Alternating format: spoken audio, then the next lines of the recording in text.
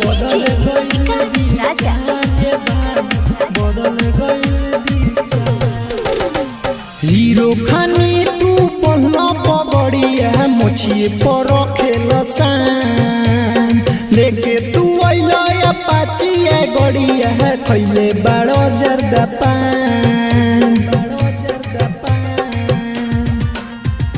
hero खानी तू पहला पगड़िया मोछिए पर खेल सान लेके आइल बड़ो पाची तू गड़िया खइले बड़ो जर्दा पान हमके बोला के तू फुसुला के कहेला करे नी प्यार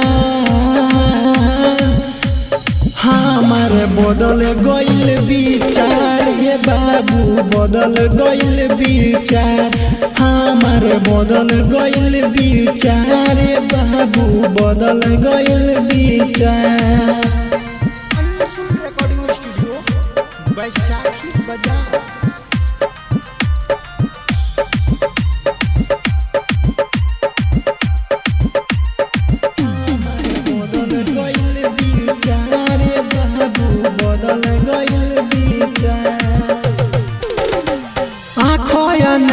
के तारीफ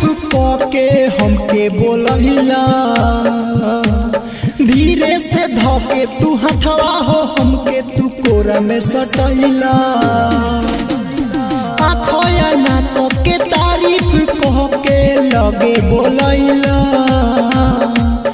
धीरे से धोके तू हथवा हो हमके तू कोरा सटहिला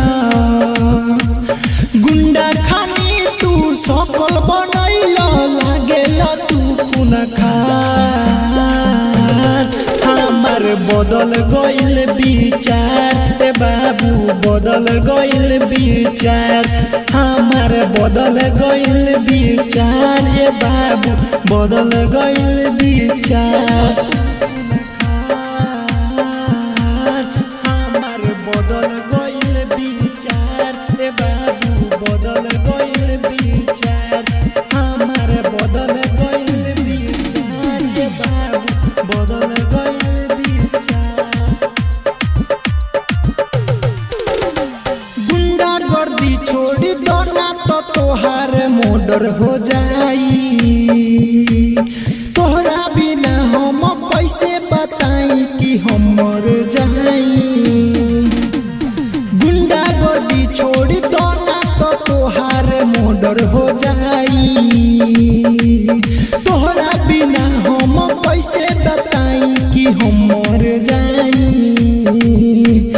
जख्मी जितेंद्र राकेश राव करम से करहे मार हमार बदल गइल विचार तोहर देखी के बड़ा हथियार ए बाबू बदल गइल विचार